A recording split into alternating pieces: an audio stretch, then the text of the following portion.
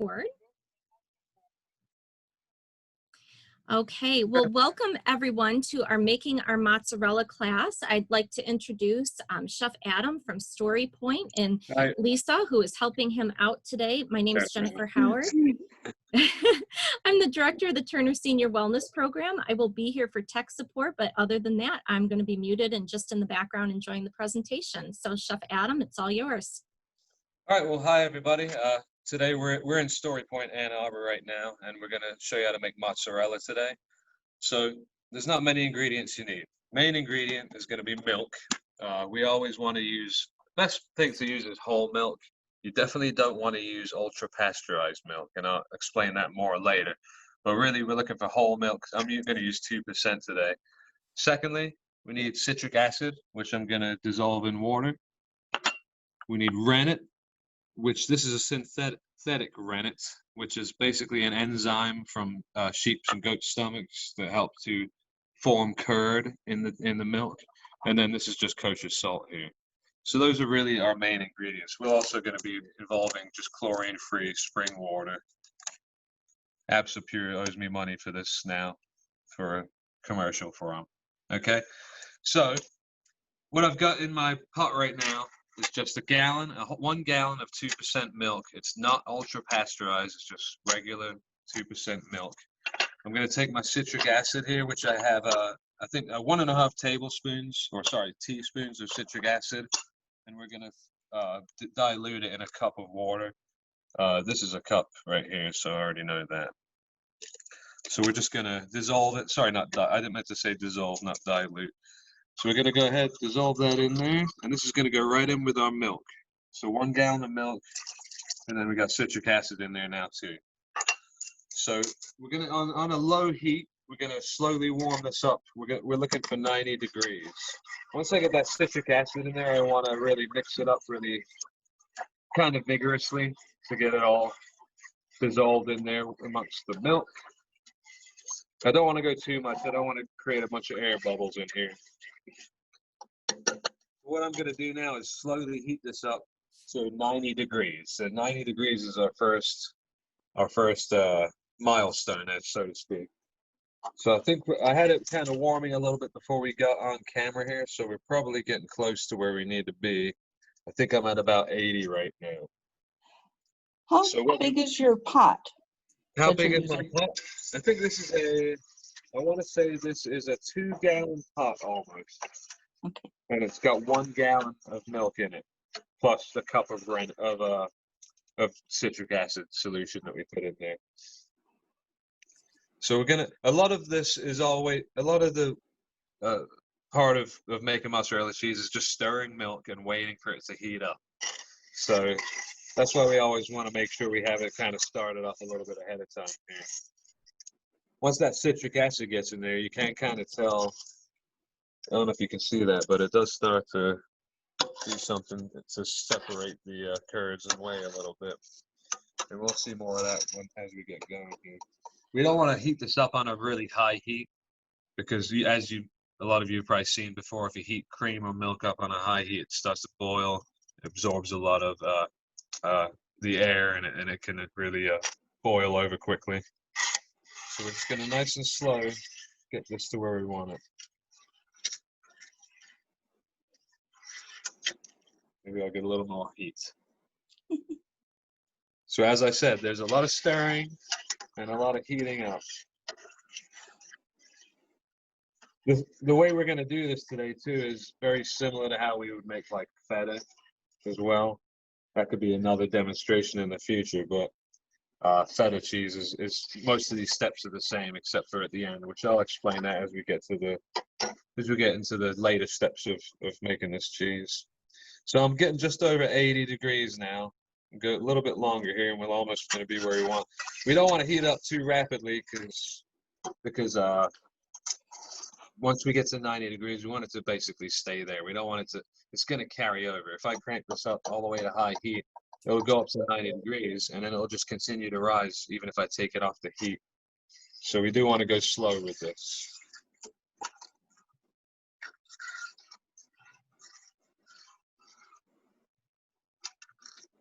Almost there. And this is usually the, I don't want to say the longest step, but the most boring step. All right?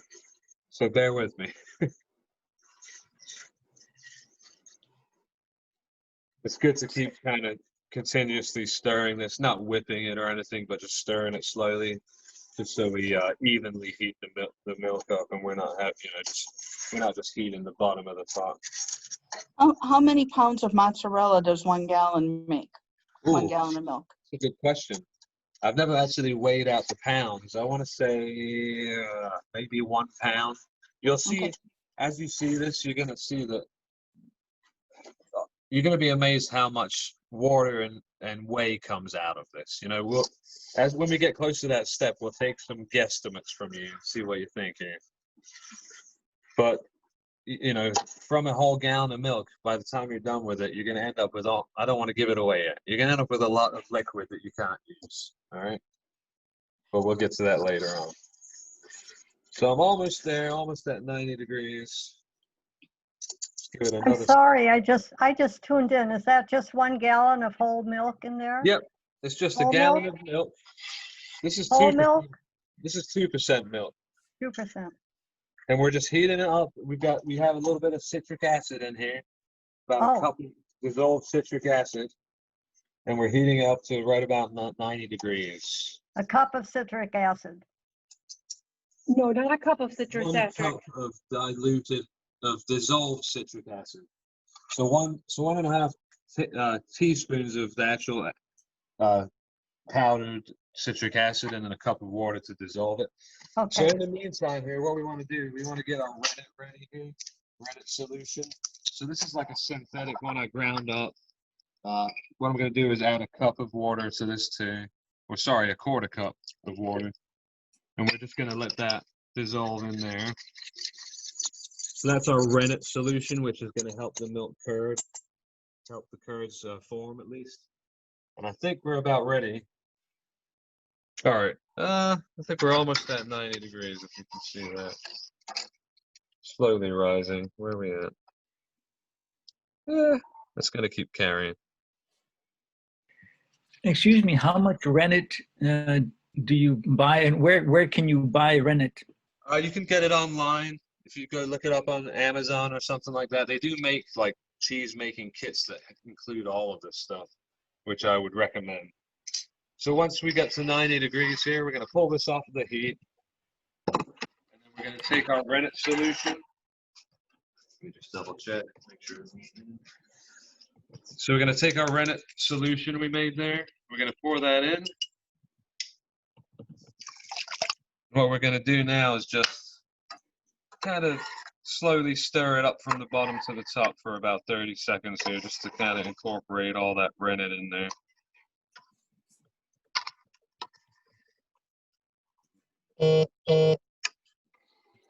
And how much rennet powder to the quarter cup of water? It's about less than a quarter of it. It comes in tabs, and it's a quarter of a tab. So I'll show you those in a minute while we're waiting for this. So what I'm going to do now, the rennet's all in there. It's off the heat. I'm just going to cover it up, and we're going to set a timer for 5 minutes. And this is really the moment of truth. Hopefully it works out, because sometimes it won't. So we're going to set 5 minutes. That's 50 minutes, sorry.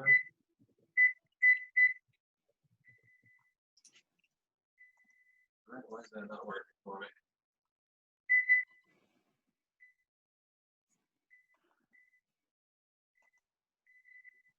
Okay, so we're just going to count for 5 minutes in our head. So what time is it now? It's 3:15. So we'll wait 5 minutes on this, and that will hopefully the curd will set while we're sitting here. So here in the meantime, I'm going to show you. So this is the rennet, just so you can see what it looks like.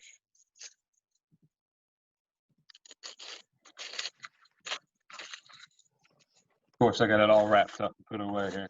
So if you see, so you can order these online. They're just like little tabs. You can see that. Sorry, I got it all wrapped up. So see those? Just like little tabs. And for this one, I'm using about a quarter of one of these tabs. So if you buy rennet like this, it'll last you for a while. So there you go. Have we got any questions so far? Anyone out there? Mhm. All right. This is another one of the boring parts because we got to wait 5 minutes now just to let what's happening right now, hopefully, if we've got everything working out right, is the milk is kind of coagulating a little bit and it's forming the curd. Have you all heard of like curds and whey before? Mhm. Okay. So what we're Cottage doing, cheese. yeah, exactly. So what we're doing now is hopefully it's forming a curd right now with that enzyme that we added to it, and it should be stiffening up. I really don't want to touch it. This is the toughest part right now. If you use like ultra pasteurized milk, it won't work out this way, and you'll end up having to start again. So we didn't use ultra pasteurized milk for this. What's your favorite recipe to make with mozzarella, With chef? mozzarella, well, a lot of times we do like different salads and stuff like that. We'll do caprese salad a lot of times with basil and fresh tomatoes, and that's something that we sell to our customers a lot here. That's usually the typical thing that we do with it for the most part, with the fresh at least. And we know we use it for building displays and different things like that too. So really, we're just going to be patient right now and leave this lid on. I'm going to peek a little bit. I don't know. It always scares me, this part. Then You, don't you touch it. mentioned, sorry, you mentioned feta cheese is made basically with the same basic Yeah, ingredients? very similar, but instead, when we get to the curds and whey part, we're going to be, we would be straining out with like cheesecloth instead, and we won't be stretching it out like we will today with this. Okay. All right, it's slowly starting to work. If you can see it's kind of forming a little bit of a thickness there. Mhm. I don't know how defined the camera is. See that? It's starting to thicken up a little bit, right? Mhm. So I want to leave the lid on. I don't want to rush it right now. This is the step where we do have to be patient and give it just maybe a couple more minutes. If we pull it off too early and go to cut the curd, which is what the next step is. If it's not formed a heavy enough curd, then it'll just kind of fall apart. So this is the part where we want to just really wait a little bit. I think what time are we at now? Is it almost 20 past? 18. 18. So we're going to give it another 1 or 2 minutes here. So is there any other questions out there while we're waiting for this one? What's your type of pan? Like, what's your favorite? Do you like nonstick? Do you like? For these? Yeah. It really doesn't matter what you're using for a pot for this. You can really use anything. It shouldn't stick to the pot. As you're going to see later on, out of everything we have in here, it's mostly going to be liquid. We're going to get a lot of liquid out of this. In fact, I've got a container here to strain the whey out. How much whey do you think that we're going to produce from 1 gallon of milk? Turn on the side. Yeah. So it's a 12-quart bucket. How much whey do you guys think will come out of it? For 1 gallon. We got 1 gallon of milk. How much whey do you think it's going to produce? 6 Maybe quarts. 6 quarts? Well, that's more than a gallon. I'm so, So we won't be able to, I would say, I guarantee you, it will not be more than a gallon. All right, I can tell you that right now. But we're gonna have, but out of the gallon of milk we have, any other guesstimates on how much whey that might produce? Well, how about this? How many quarts are in a gallon, Well, chef? we got 4 quarts in a gallon. 4, yeah. Less than 4 quarts. Uh-huh. Well, you said maybe about a pound, right? Yeah. So 3 that's like quarts whey. half a quart. Half a quart of whey? 3 Okay. quarts. 3 3 quarts cups. of whey. So we got 3 quarts or half a quart. We'll see what happens. All right. 3 and a cups. half. 3 and a half. All right. That's 20. That's going big right there. We'll see. Well, you'll be surprised. You'll be surprised. But I can guarantee it's not going to be more than a gallon. Otherwise, I'm in the wrong job. Then I can create something that's not there. That'd be magic, right? So let's see where we are. So hopefully we've got a little bit of a curd creating there. Okay. This is always very touchy, and I always worry about it every time I do it. But it looks like we've got a bit of a curd. Can you see that? Mm-hmm.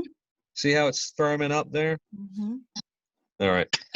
So the next step here, after I double check my notes,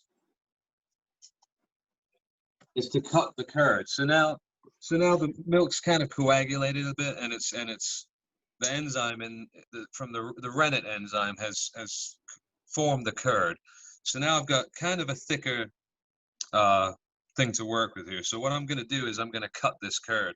And what I do is it's kind of like a checkerboard first. I'm going to go vertically all the way down, all the way through the pot.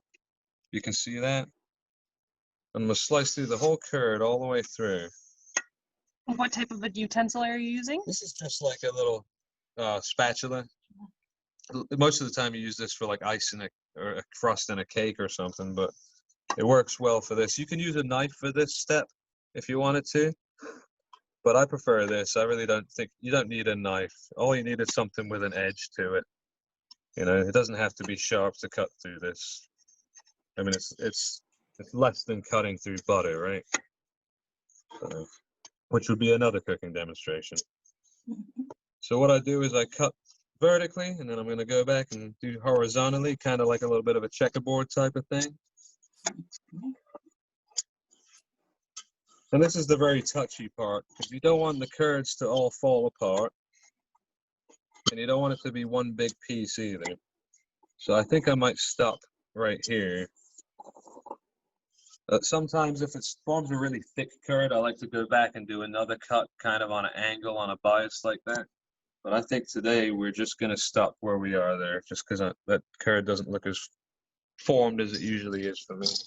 So can you see the checkerboard type of pattern you got going there? If I see that? I shake it a little bit. So that's what we're looking for. You can see now that the curds are kind of cut, separating a little bit. So what I'm going to do now is bring this back onto the heat. We're going to put it about medium type of heat there. You can really see that checkerboard of curd now, right? See that? Mm-hmm. Kind of cool looking, right? So what I'm going to do now is I'm going to take my spoon that I've been using here. I'm going to get it on some low heat, and I'm going to really slowly and gently. See those curds? Now you can really see them. Really slowly and gently going to kind of move them around a little bit. And I had it at, do you remember what temperature we bought the milk to? 90. 90 degrees, good one. So now it should be around 90 still. But what I'd like to do now is bring this up to about, say, 100, 105 degrees. And I want to do it slow. And I don't want to move the curd around too much. Because if I move the curd around too much, it'll fall into smaller pieces. And I want it to still maintain some body, so to speak. So let's get a thermometer. We'll get a little starting point here. A little thing, all right. We'll get a little starting point here and see where we are. The temperature. Well, that's moving up nicely. All right, so not quite where we want to be. So again, I'm going back to the slowly heating and slowly stirring that's so exciting about mozzarella, right?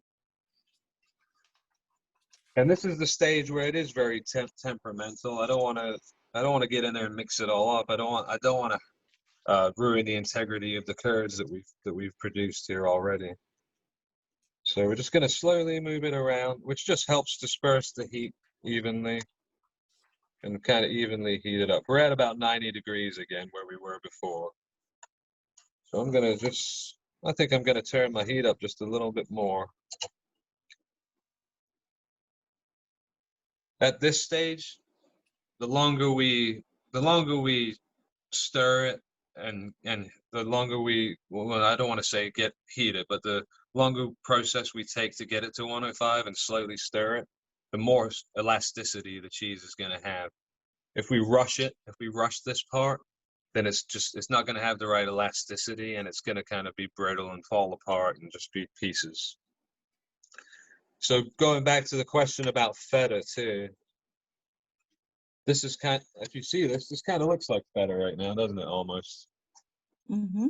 So if we were making feta right now, we would strain this out with cheesecloth, and then we would brine it. So it's a little bit different to the mozzarella. How long does fresh mozzarella stay in your refrigerator?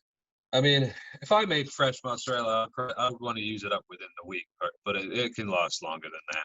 I mean, if I'm feeding it in my, you know, commercial kitchens, usually we don't keep anything longer than 6 days. So, I mean, I would recommend using it up within a week. Doesn't mean that it's going to be bad after that necessarily, though. Okay, we're slowly getting there, guys. And as you can see, there's still some curd. And so now you're starting to understand here probably how much whey we're going to end up with. You can see what the solid parts, right? But how much? Well, there's quite a lot of liquid in there still. So we're going to just slowly. We're getting there. This is a really good cooking demonstration for patient people. You need patience when you make this. You can't rush this one. And don't worry, it gets more exciting after.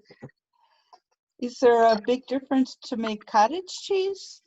See, I haven't done that much. I haven't never made cottage cheese, but I can only assume that it's quite similar to this. Right. Because I mean, basically, we've made a curd right now. What I want, I can't say for sure. I can't say for sure, but when it comes to cottage, I mean, that's your curd right there.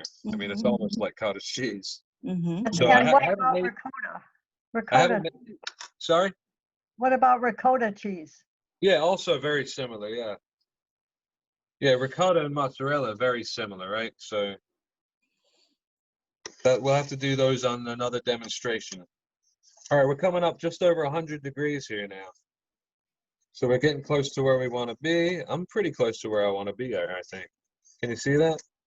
So we're almost at 100, almost at 105, sorry. Can you do this with dried milk?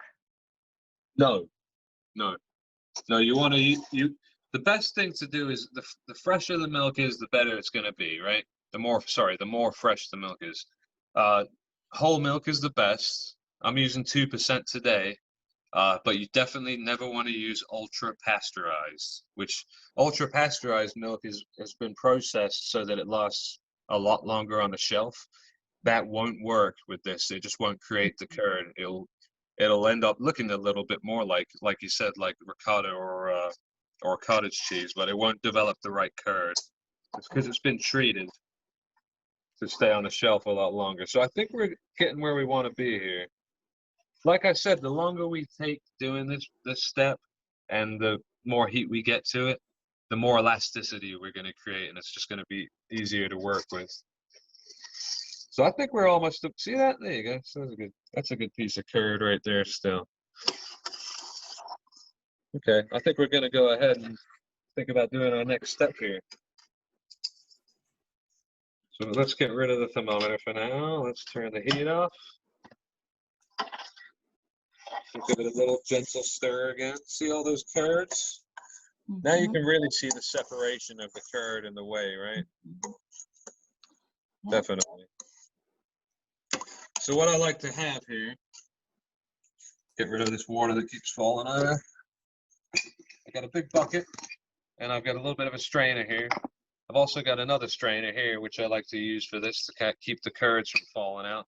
And what I'm going to do is strain away all the way. Pardon the pun. Yeah, okay, I got one little giggle out of that. Sorry for everyone else. So I'm going to strain away as much whey as I can from the curds right now. And then ideally, I just want to be left with just curd. I want the whey to be completely out of the question, so to speak again. So let me just double check. All right. So we got it where we want it. I mean, once we got it to that 105 number, you know, the more, if we turn the heat off, we keep stirring it. I mean, I could stir this for another 5 minutes, and it's just going to help me get that elasticity. But I think we're going to be okay for the sake of this demonstration, to start straining some of this whey out now. Okay. There's some going on there. All right. So when I get to this point, like I said, I like to use a strainer. I like to use something like this to kind of hold the curds in. Preferably, usually I prefer a bigger one. I might even use my spoon on that one, just to hold the curds in. And I'm probably going to spill whey all over the place, which I usually do when I do this. You see all that whey coming out of there? That's a lot of whey. I like how we got the phone up close so we can get some good detail. That's why I use the strainer, because I want to get all the curds I can. So I'll get those back in. And then we're going to go ahead and strain some more. I'll try to do this so you can see. So I strain as much as I can out of the pot before I do anything else. See how much liquid we've got there? Look at that. He said more than 4 quarts, because you're almost right. Isn't it amazing? So a gallon of milk, how much whey do we have with a gallon of milk? Almost a gallon of whey, right? Which you never would expect, right? And I've still got more whey. We're not done with the whey yet. We're not done with the whey. It's going to keep coming. Oh. Even more. Look at that. Tons of whey. So to get as much whey out of the, I separate the whey from the curds as much as I can. And as you can see, there's almost, I mean, it can't be more than a gallon, right? Because it just wouldn't be physically possible. But it's almost another whole gallon out of that gallon of milk. Isn't that crazy? Never would expect that, right? No one ever expects it. And I've got more. And what happens is it just keeps coming out. It just keeps coming out, and we're still not done with it. We're going to have more coming out too. So once I get to this stage, there's 2 ways of doing things. Look, why don't we start? We got Life and Richard here doing this is the type of thing that we do now. It's a little bit crazy since the COVID pandemic. So we have a life-size human. Pinata llama. All right.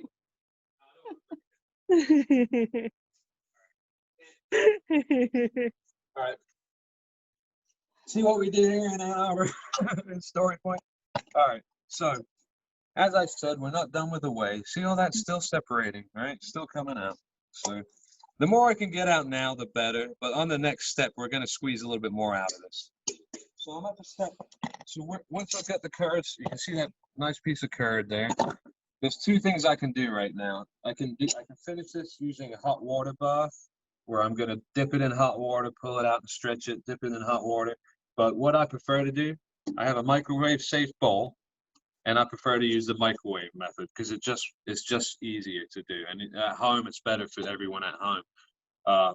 When you have the hot water bath, you're in and out with your hands. It's very hot. I'm sure you've seen people making mozzarella before, and they just got these red hands. They got stuff on me from the pinata here. Excuse me. They just got red hands because they're really it's hot water bath. They're putting their hands in hot water. So for the sake of saving your hands, this is the microwave version. So I get my curd in there, and of course this is going to be an ongoing theme. More whey is coming out. So we get that whey out of there. And I want to get my curd to the microwave. I can work the microwave today because I couldn't seem to get it for the timer.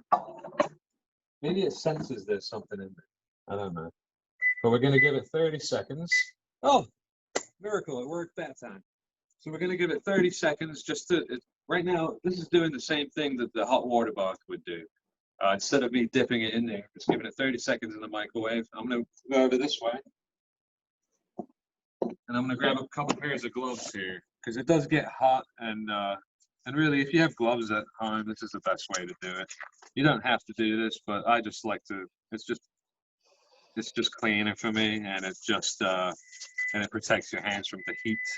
So sometimes I like to put 2 pairs on. Depends how hot that's going to get. So back to the microwave. If you had to guess, how hot will 30 seconds get it?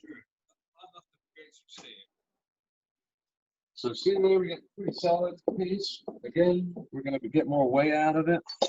What I'm going to do is start, as you can see here, I'm going to see all that coming out, more whey coming out of here.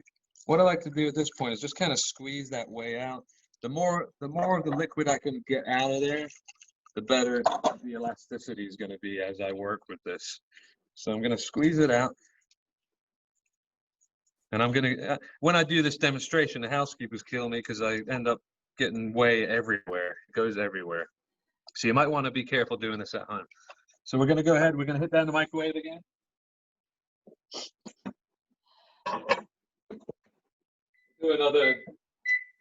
We'll do another 30 seconds, but I'm probably going to pull it out a little bit ahead of time.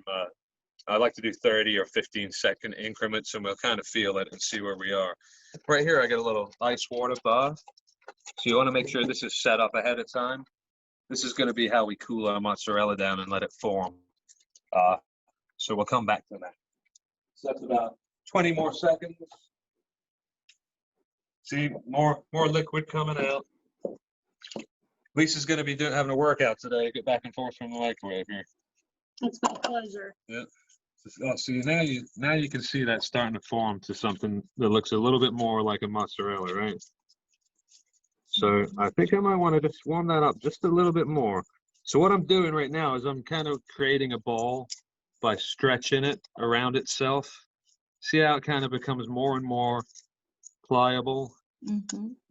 And as you see, it kind of just smooths out more and more, right? So I'm going to hit that in the microwave just for another maybe 10 or 20 seconds here. We're going to lose some more of this liquid, which look at that, 4 quarts. So how much whey does a gallon of milk produce when you make mozzarella? A gallon. A gallon of whey. So where does this go, right? So we're gonna give it about 10 or 15 more seconds here. Run out, give it some more. As you can see, I'm spilling whey everywhere, so you want to be careful when you're doing this at home. When I'm here, I just make sure I clean up after myself before the housekeeping stuff gets in here. We'll just blame it on life enrichment. Blame it on life enrichment. Pinata. It was the human pinata, right? So you see that? That's really looking like mozzarella now, right? So what I'd like to do, I'll split that in 2 pieces. And I can work with this one. And yeah, if it starts to break on you, if it's not stretchy enough and it starts to break, then you just throw it in the microwave for 15 more seconds in increments until you get it to that elasticity that you want. So what I'm going to do first, I'm just going to do what I was doing earlier with this portion and make it into a nice little mozzarella ball. Okay, see how smooth that gets on the surface there? Mm-hmm. It used to be all rough and brittle and pieces, and now it's one nice cohesive part, right? Just like that. See that? Nice ball of mozzarella. So I'm going to take this to my cold water ice bar, and we're just going to drop that in there, and that's going to help to firm it up, cool it down, and have one nice solid piece. I've still got more here, right? So let's get creative with this one. I'm going to throw that in the microwave a little bit longer just to get more elasticity out of it.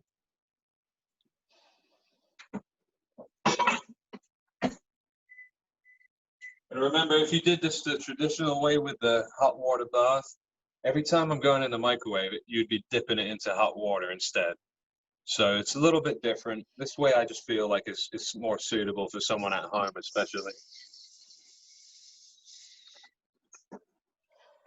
We got about 15 more seconds there. Get rid of some more whey. Like I said, it just keeps coming out, right? We'll probably get that out of here now. So there we go. So, oh, it's kind of got a decent elasticity to it. See, oh, perfect. Kind of stretched out. And what I like to do sometimes here is I can almost make like a braid with it, which it doesn't always turn out the way I want it to. But we'll see. I think if I was going to do this, I'd probably stretch it out a little bit more and get a little bit more cleaner look on it. I can do something like a braid with it. See, kind of something different there. And that can go in my water bath here too. Just drop that in there. And about how long does it sit in the water or the ice water? I leave them in here for about 10, 15 minutes. It depends how big the pieces are, or if you have a small piece, it's going to obviously be cool down a lot quicker. I've got some that I prepared earlier here. So as you can see now, it's nice and firm. And in fact, I'll slice this up so you can see what it looks like. I'll slice it up on my frying pan. So see that this is a firm one that I made yesterday. So it's nice and firm now. It's one nice piece, and you can go ahead and just make slices out of that. It helps with all the knife, but I like to be awkward. Things the hard way.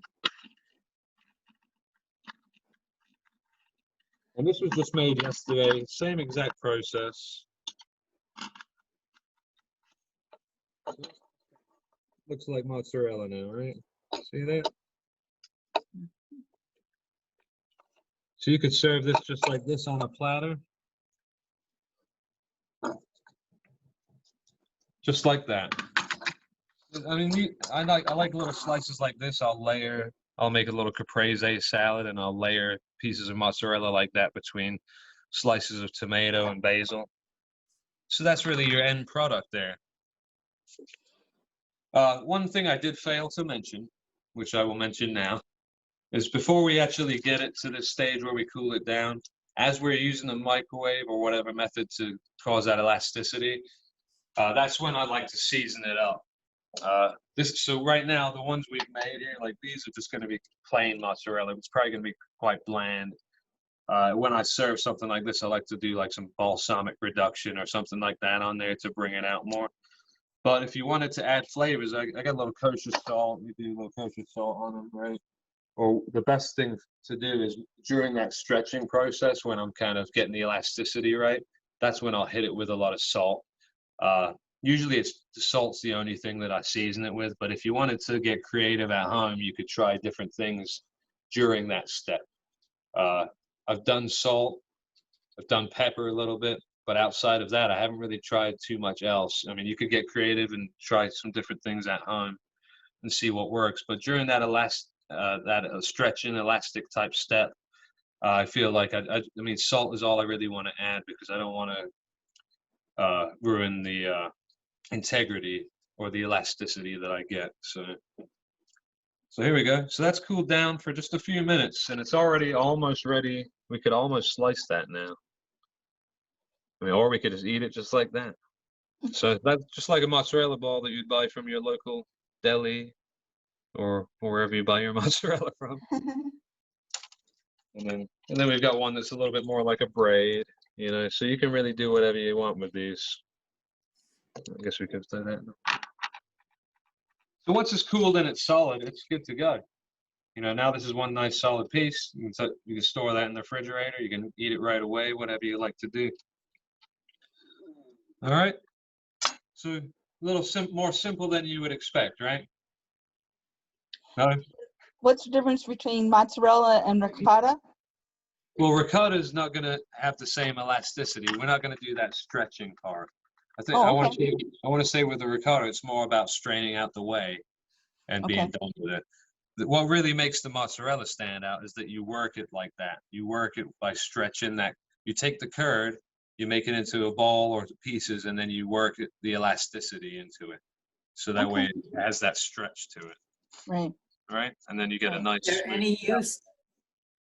there any use for the whey?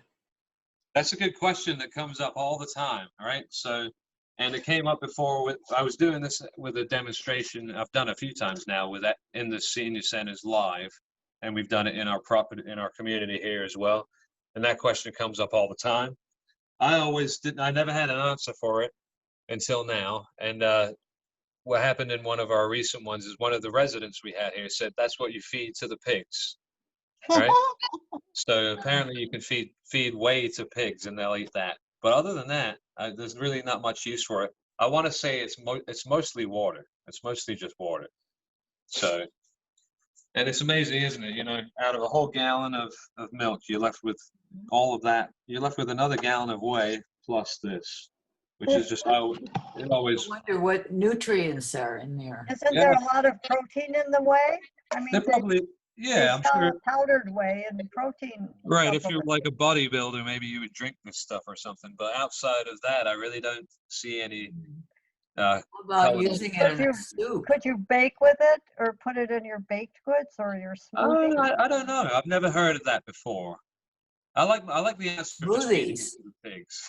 Or Smoothies. we could put out a challenge. If you find a good recipe with it, submit it, and Chef Adam will test it out for you. Any other ways? Because it always comes down to this, doesn't it? If you the bad puns at the end of it. If you find any other ways to use whey, then please let us know, and we'll see, and we'll add that to our next demonstration. All right. But for now, we're going to be feeding it to our pigs if we have them, or our animals.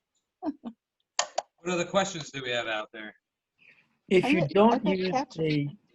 if you don't use a microwave, how hot do you need to get the water, and about how long is it going to be in the hot bath? Right, so probably about 105 to 110 degrees, maybe just a little bit warmer, not any cooler. And you pretty much have to do it by eye. You know, I use something like this, like a strainer. I'll have a pot that I'll fill with simmering water, or I'll get it to the temperature I want it. And then I'll use a strainer like that, drop it in the strainer and pull it out with the strainer. And really, just like the microwave method, you kind of have to give it a little time and check it, you know. It's kind of just touch and go, you know. Once you feel like you get the elasticity, then you're good. If it's brittle and it's breaking apart, then you want to warm it up more. So the hot water bath, I think, is a little more temperamental. I like the fact that the microwave it just seems more even to me. Well, there you go. All right. Do you need to put the mozzarella in any kind of brine or liquid No. to store it? I mean, if I was going to store it, yeah, I mean, it depends how long, right? So, I mean, if I'm just going to use this within the week, it's always been okay just to wrap it up, keep it covered in your refrigerator. If you were going to keep it longer, I mean, I've never tried keeping it for a long term in a brine, but usually when you buy fresh mozzarella, a lot of times it comes in a brine. Right. I'm not quite I mean, the brine is probably mostly just kind of like a salt water. But I mean, when you're making it fresh, it's really best just to use it up that week, and then make it again next week. Right?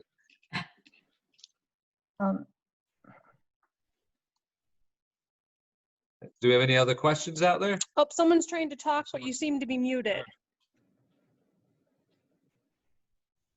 Do you wrap it in plastic or paper or? Yeah, I would just keep it covered with plastic wrap, just to keep it from getting dried out. Otherwise, it'll get dried out. Even if you had it in a bowl covered with plastic wrap, it should be okay. You just don't want the air to get to it for too long. Thank you very much. This was great. Thank you. That was a great class. Thank you. Yeah. Good. I'm glad you liked everything. So if you have any questions, you know, we can bring them to Lisa here next time we see her.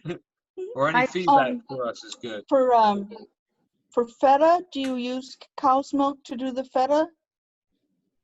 You can use cow's milk to do the feta. Typically, it's usually goat's milk. Yeah. Okay.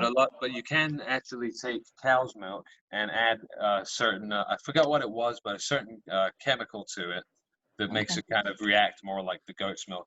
It's what I've heard is it's really hard to get goat's milk unless you get it straight from the goat. Right. Most of the time, the goat's milk apparently that you buy in stores is going to be treated with something, and it's going to be more like the ultra pasteurized milk, where it won't work the same way. Okay. But what I'm hearing is we got to do a ricotta demo, a feta demo, and what was the other one? A cottage cheese demo. Yes. Yeah. I'll work on those. I'll do research on those for the next ones, and then maybe I'll have a triple. Yeah. What organization are you with? I missed it. We're with Story Point. We're with Story Point in Ann Arbor, but we're also with Independence Villages.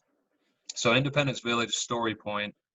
For us, we're closest to Ann Arbor right now. We also have Independence Village in Plymouth. But Brighton. And Brighton too. Yeah, if that's kind of in the area as well. But those are what we have in the area, at least for Southeast Michigan. Mm-hmm. So we offer independent all the way through memory care. Yep. Good. All right. Thank you. Thank you very much. Yeah. thanks everyone for attending this.